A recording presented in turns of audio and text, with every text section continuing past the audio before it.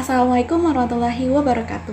Perkenalkan, nama saya Siti Alia Ramadhanah dengan NIM H54012111013.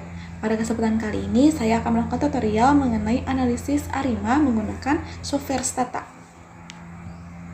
Baik, yang pertama, kita harus menyiapkan data kita terlebih dahulu. Oke, di sini saya menggunakan data time series dari rata-rata harga beras premium bulanan di tingkat penggilingan menurut kualitas. Jadi saya menggunakan periode waktu dari 2013 bulan ke-1 sampai 2023 bulan ke-12. Oke, kita lanjut ke aplikasi Statanya.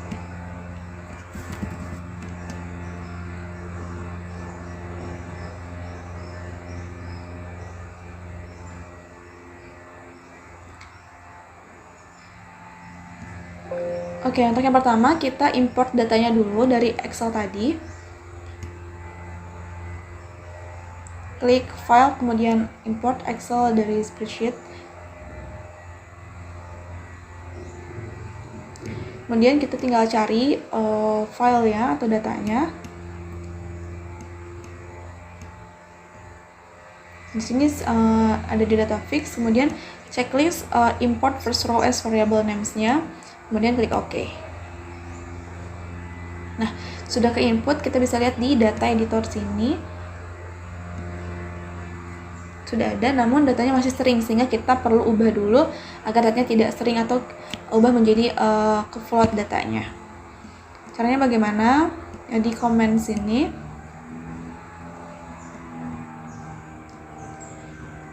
Comment sini kita ketik generate dari nama variabel baru yang akan dibuat. Tadi kan variabelnya periode, kita buat misalnya periode baru sama dengan tm dalam kurung tahun dimulainya tadi 2013 bulan 1 ditambah underscore n minus 1. Jadi ini merupakan rumus dari statanya, jadi kita tidak perlu ini kan lagi. Jadi rumus dari statanya kita hanya tinggal mengubah di sini dari variabel waktunya aja. Kemudian enter.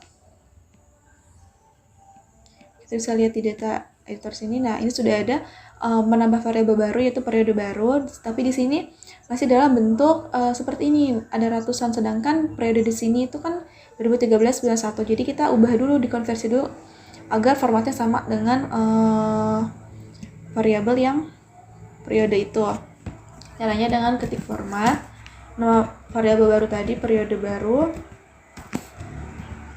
spasi %tm, enter. Kita bisa lihat.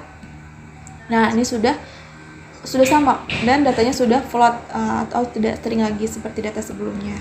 Jadi kita bisa melakukan uji stasionaritas untuk selanjutnya. Tapi sebelum itu kita set datanya dulu, set periode baru. Nah, bisa kita lihat di sini bahwa tadi kita benar sama ya, kita mulai dari 2013 bulan 1 sampai 2023 bulan ke-12 dengan delta atau selisih yaitu ada 1 bulan. Nah, selanjutnya itu setelah di set kita bisa melihat bisa membuat plot time series-nya. Caranya dengan klik statistik di menu bar ini, kemudian klik time series dan graphs. Dia ada klik line plots.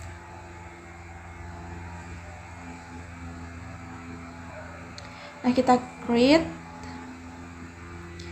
variabelnya ini kan beras ya, beras. Kemudian accept dan OK.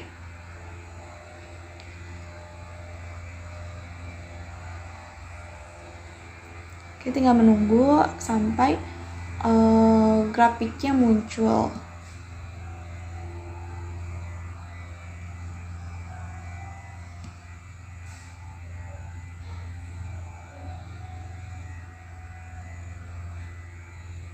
Nah, ini sudah muncul grafiknya, di mana ini merupakan plot dari variabel beras ini dan terdapat kecenderungan tren yang meningkat, walaupun memang di beberapa waktu ada yang menurun juga seperti itu. Kemudian setelah kita membuat plot ini, kita bisa langsung memastikan nih apakah datanya ini stasioner atau tidak. Caranya dengan menguji uji stasionaritas. Caranya dengan kita bisa langsung ketik defuller dari variabel beras tadi. Enter. Nah, ini sudah muncul bahwasannya p-value-nya di sini masih 0,9952 atau jauh dari p-value yang 0,0 atau tidak stasioner. Dan di sini bisa dilihat bahwa tes statistiknya juga ini lebih kecil daripada nilai critical value-nya. Jadi data ini tidak stasioner di tingkat level. Jadi kita harus mengkonversinya menjadi stasioner di level atau di tingkat first difference. Kita ketik di komen itu again D beras sama dengan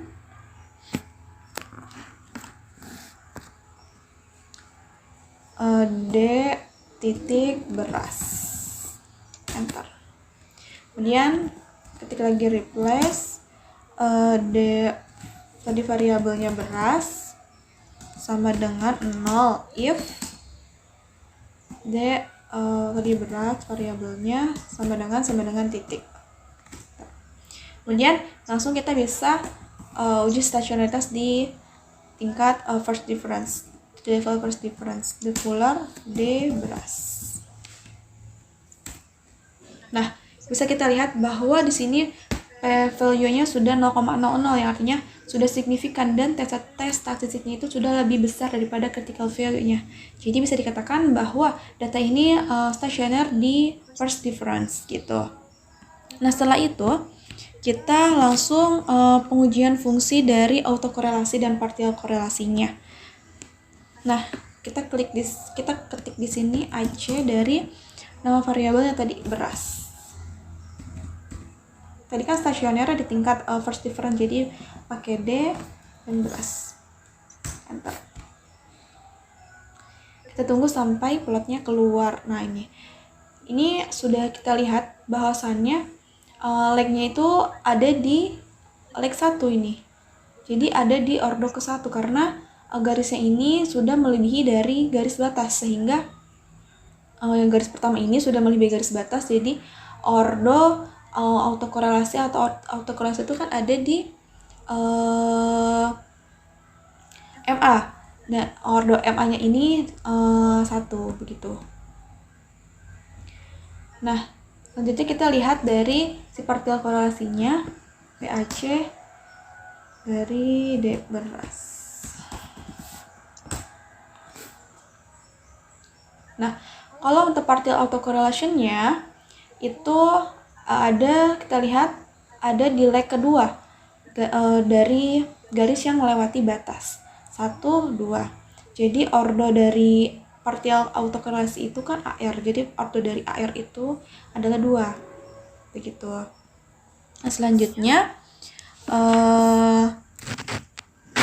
kita dapat mengestimasi nih batas maksimum tiap ordo dari AR atau MA tersebut. Dan untuk di data ini tidak ada fitur untuk pemilihan otomatis model dari ARIMA yang terbaik, sehingga kita memerlukan beberapa trial and error supaya kita mendapatkan hasil atau ordo yang terbaik, model yang terbaik.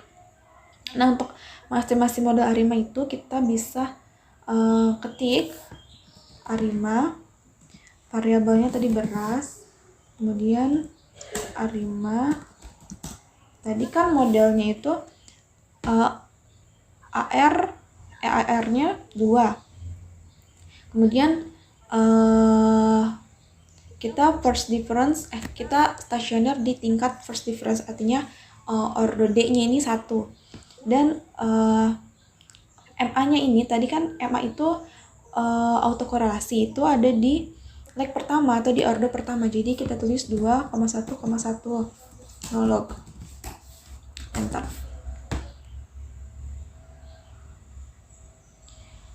Nah, ini bisa kita lihat bahwa ada variabel yang tidak signifikan, dan perlu diketahui juga bahwasannya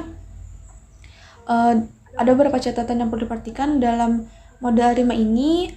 tidak semua variabel itu signifikan. Kita bisa bandingkan model satu dengan model lainnya agar bisa mendapatkan model arima yang terbaik, begitu. Kemudian kita ketik stat IC. Nah, ini nilai AIC-nya itu 1744,387. Kita bandingkan dengan model arima yang lain. Misalnya, tadi kan 211 ordonya, kemudian kita buat di 210 misalnya. Kita copy aja sini, ini paste, kita ganti jadi 210, enter. Bisa dilihat di sini ada yang tidak signifikan. Stat IC. Nah, nilai AIC-nya sebelumnya itu kan 1744. Sedangkan sini berkurang di 1743. Artinya model ini bisa dikatakan lebih baik daripada model pertama karena nilai AIC-nya lebih rendah daripada model sebelumnya. Dan kita bandingkan lagi dengan model yang lainnya. Misalnya kita ganti jadi 1. Karena batas maksimal si AR ini kan 2. Jadi kita bisa gunakan bisa memisahkannya 1. Tuh. Enter.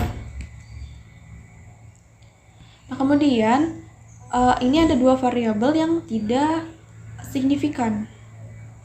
Ya. Dan kita bisa melihat nilai AIC-nya kembali. Nah, bahwasanya AIC di sini nilainya lebih besar daripada yang sebelumnya. Jadi, model ini tidak dikatakan tidak lebih baik daripada sebelumnya. Kita coba lagi di model yang lainnya. Misalnya di arima, tadi kan 111, sekarang 110 misalnya. Enter. Nah, di sini ada juga yang tidak signifikan. Kemudian kita lihat nilai AIC-nya.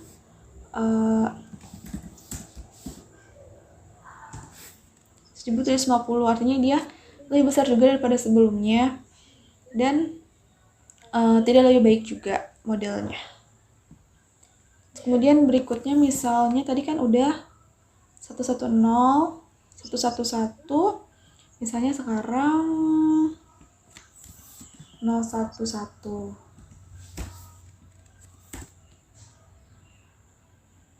Ada yang tidak signifikan juga. Dan kemudian kita lihat stat IC 1745. Itu lebih kecil dari yang, namun masih lebih besar daripada model yang 210 begitu.